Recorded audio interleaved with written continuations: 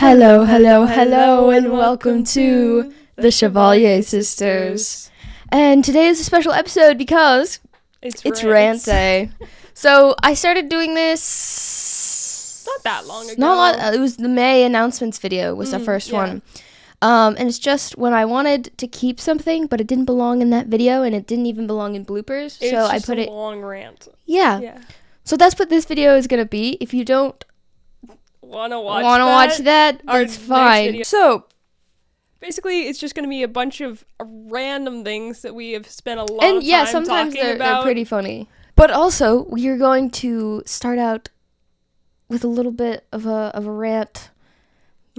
Ourselves. Yes. Now that I've powered up with food, I feel like this is your rant. This is my rant. Yes, I was talking about this rant yesterday. I was actually ranting to Ella. Yeah.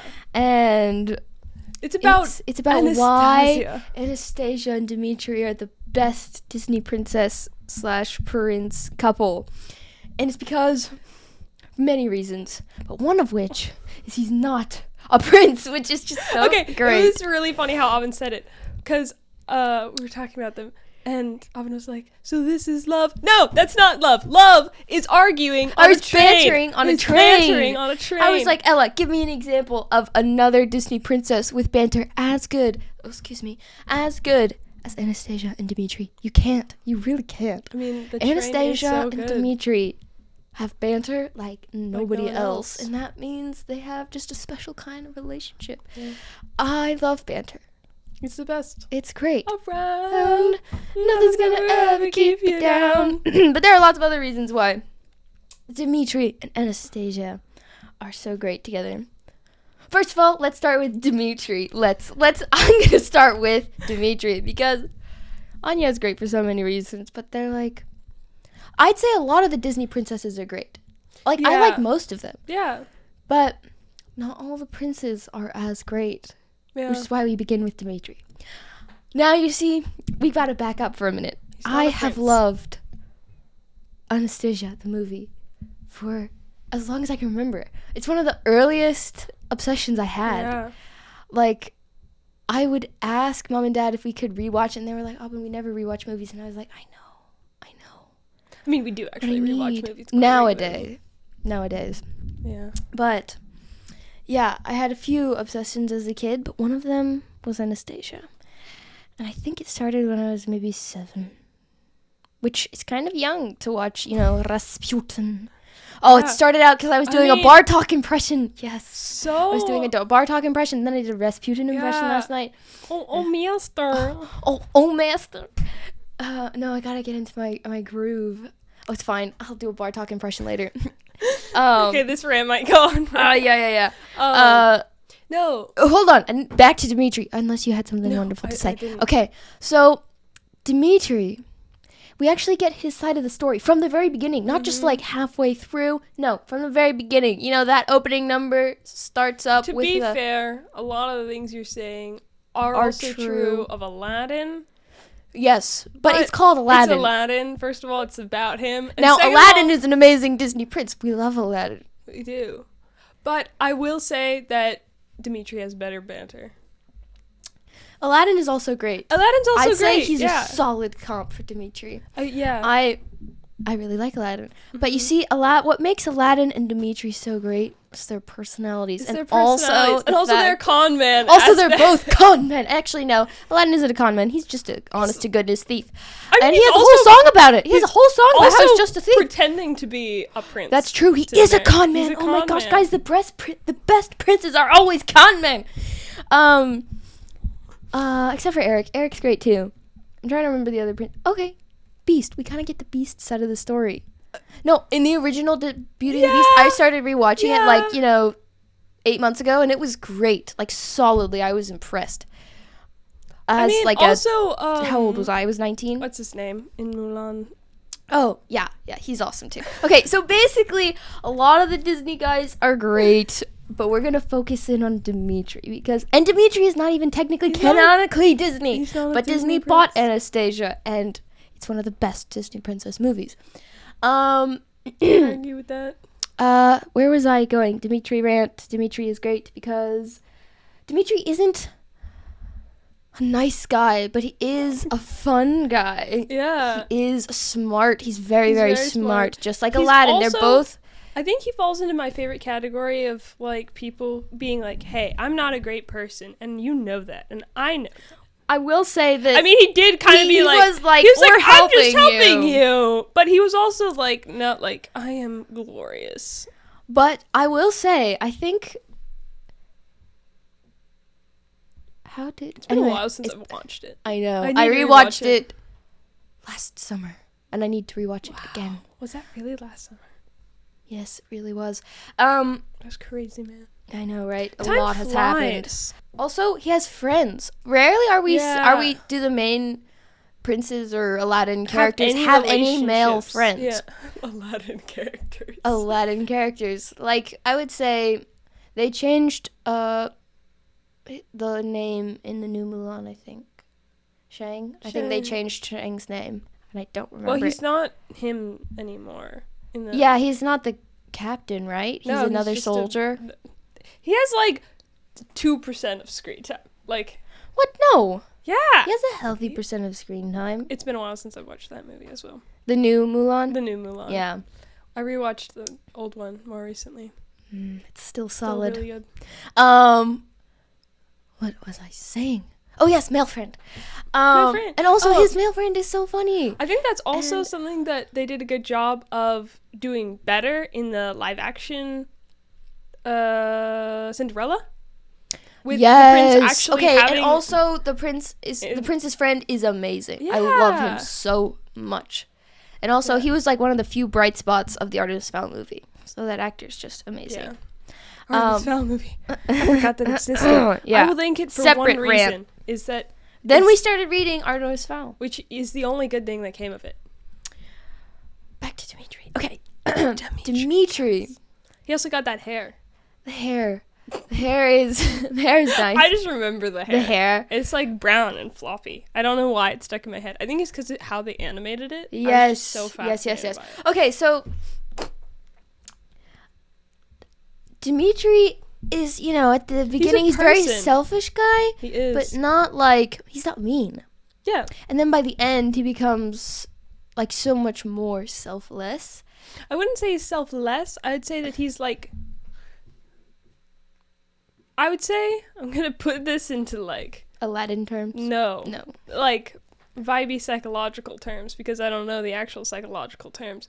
But it's like being codependent, interdependent, and like not dependent at all. At first, he was just like... Oh, sorry. That is the timer for me doing pizza dough. I will We get make it our own as pizza, soon guys. as I finish listening to you. Yeah, so what I was going to say is, like, he starts out not depending on anyone. He's, like, for himself, by himself, basically. I mean, he doesn't work with his friend. Mm-hmm. But then he becomes, like, interdependent, which is very different than codependent. Like, he never needs Anastasia. No. He's never like... Well, I mean, he did. He does. He does in, like, a working together way. In a I need this money kind of way. But not in, like, a... I need you for emotional validation. Yeah, which I think is a really great thing. Is that they're always, like, they never are just like, oh my gosh, I can't live without you. You are my oxygen. It's like, no. No, that's way too much. They solidly enjoy being together. Yeah. The other thing I think I talked about yesterday is that they have healthy arguments. Yeah. Yes. They're genuinely like, no, I don't agree. Think you're right. And then it's like, okay, well, I don't think you're right either. We're going to discuss this, okay. Which is a great thing about everyone in Six of Crows. Mm-hmm. Because I am still Go watch a our spokesperson. Six of Crows, spoilers included episode if you've watched. We actually have a rant from Six of Crows in this video. Yeah. So, yeah. It's a minor thing about Six of Crows, but we could take out that rant, actually. We could just take out all of that. I love that rant. You love that rant? Okay, guys, when you get to the Six of Crows part, I'll try and put timestamps in. Skip it if you haven't read Six of Crows. Or I mean, if you... It's not like spoiling the entire world. Yeah. Like, it's not... It's not a huge deal. So, yeah. Like how you spoiled... Anything. Anyway, Aubin keeps giving me spoilers to books. I'm in the middle of reading. Like, she's just like, have you gotten to the part where they meet No, I don't do that usually. It's more you like... You totally did that. When they find another... And then, you said this... Oh, yeah. Okay. But did you get to that part yet? No! What? I haven't read still more. Not there? I haven't read more! I've been distracted by reading Emily Wilde's Encyclopedia of Fairies. Yes. Well, It's so nice after reading Six of Crows and half of Crooked Kingdom to just be like, a small little fun story that I can delectably enjoy. And it's like really nice and beautiful. Mm-hmm. And it's the vibe I'm in right now. Yeah. I'll go back to Crooked Kingdom. Oh, shoot. Pizza dough. Okay. We love you guys. Enjoy the rest of the video. The other thing I have was update on how it's going with your book. How it's going? I think it's honestly going pretty well. It's like when we actually sit down and do it, it's just really long. It's really You know when you're waiting for something to load and the loading bar moves forwards and then it just stops and you're like, where did it go? What distant plane is it moving on? That's what it feels like to add stuff in my book. Because it's like, I thought we were going somewhere. But now we have another 2,000 words to edit. But it really is getting better. It's going well. But it's going slowly. Yeah. We will have it by July. We just have to do it. Yeah, so if you guys are at this place where you're like, man, writing is hard, we get it. We do. I think that everyone who's written full-length novels and actually edited it gets knows. it. Yeah.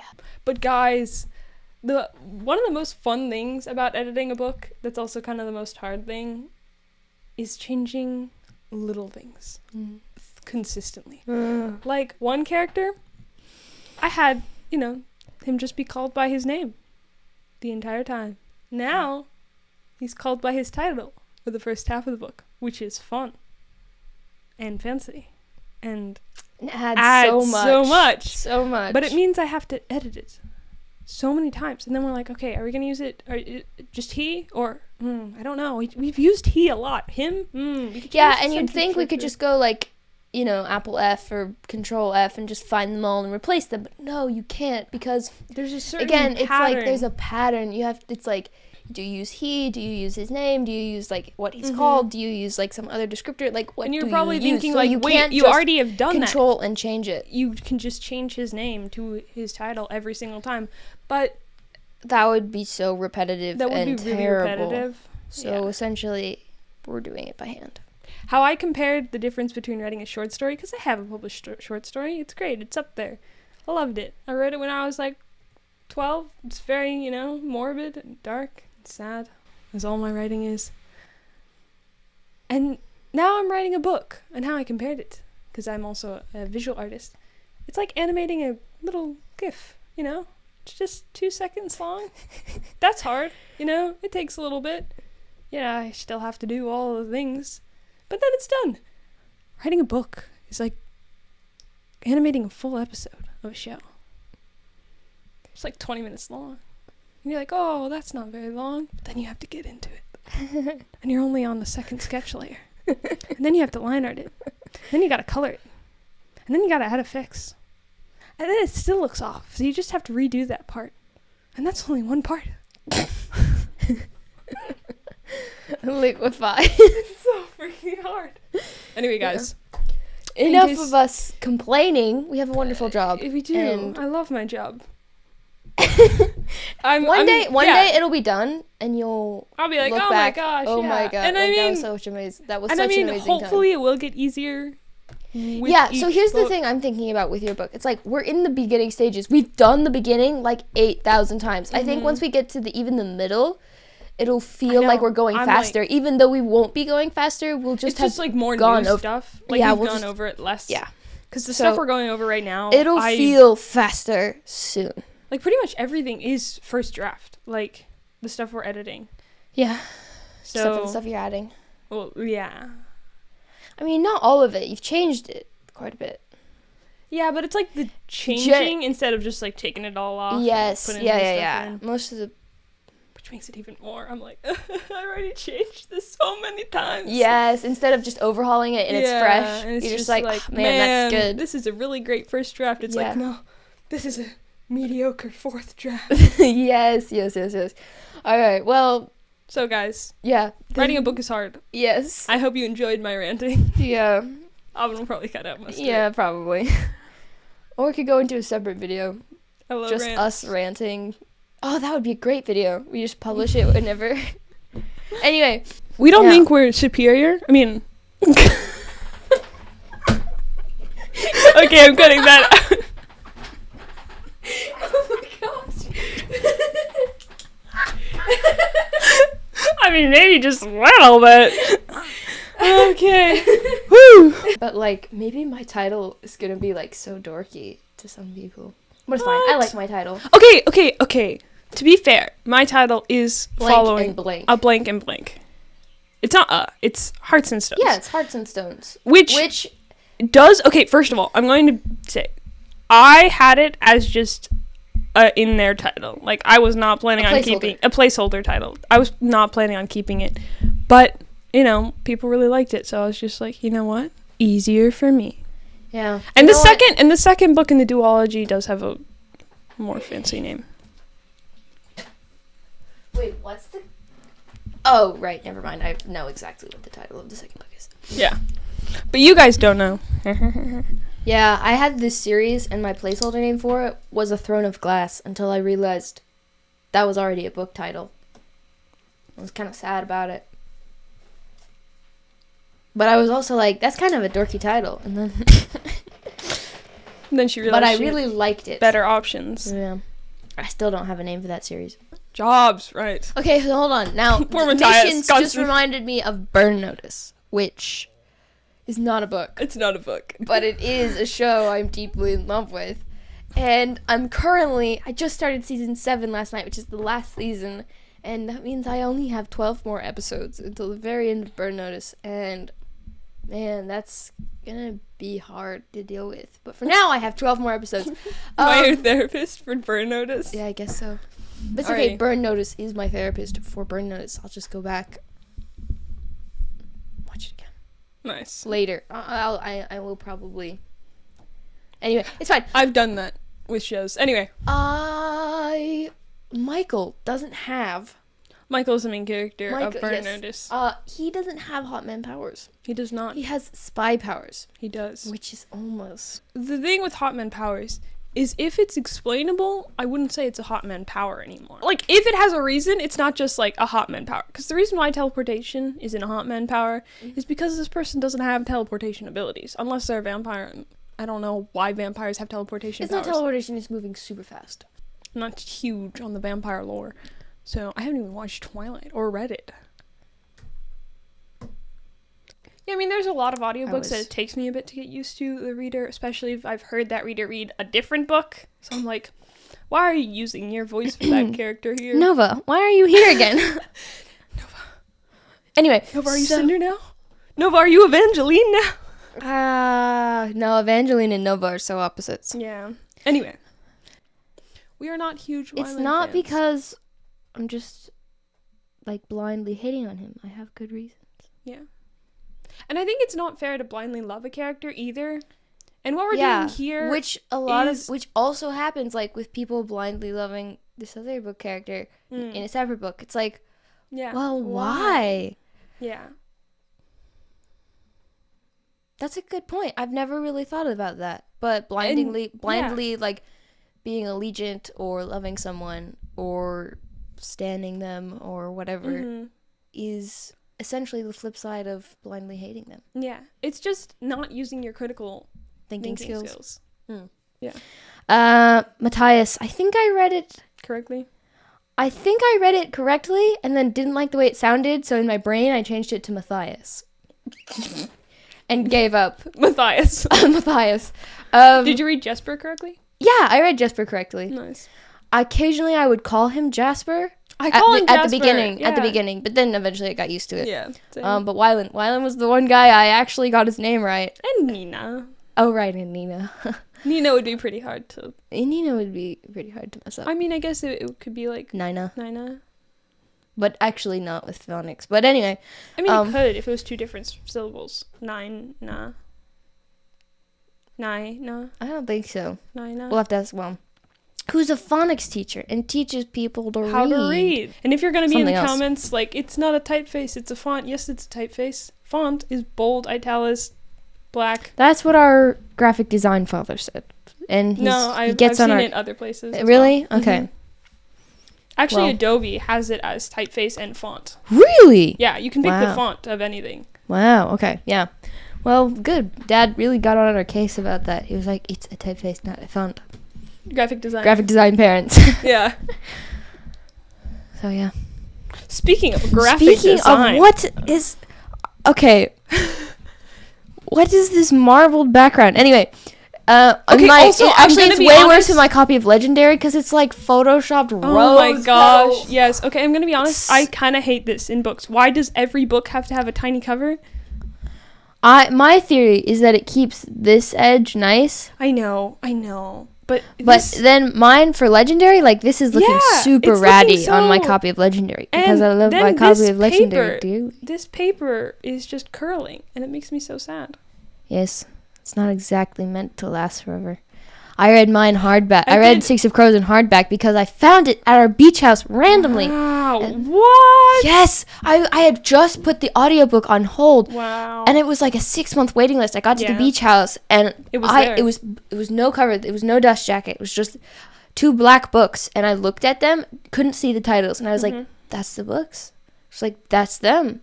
You felt it. I felt it, and I picked him up, and I was like, no, I must be wrong. How can I? Like, it's a beach house decorated by, middle-aged people. Yeah. Then I picked it up, and I was like, oh my gosh, it's Six of Crows and Crooked Kingdom. Blew through Six of Crows in 3 days, but then we had to go home. But Dad asked if we could take the books with us. Oh, wow. Because we knew Yeah. And he was like, I'll give them back to you because we lived really close to them. So he was like, I'll just drop them off at work. So then I got Crooked Kingdom at the same time. That's so cool. But I read them hardback.